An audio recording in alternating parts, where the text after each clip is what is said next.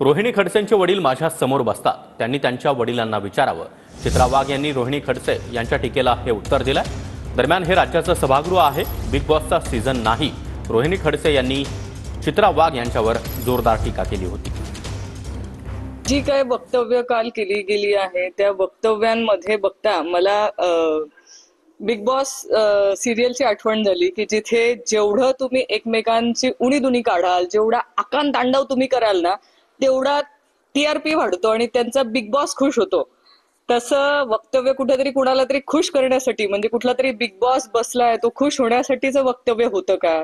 कारण ती जी कालची वक्तव्य होती ही काही सुसंस्कृतपणाची वक्तव्य जी सभागृहात असली पाहिजे अशी नव्हती।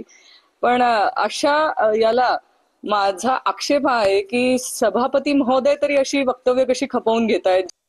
रोहिणी खडसे बिग बॉस सारखं काय वाटलं? त्यांचे वडील समोर बसतात माझ्या, ते जास्त चांगलं सांगतील काय आहे ते। त्यांना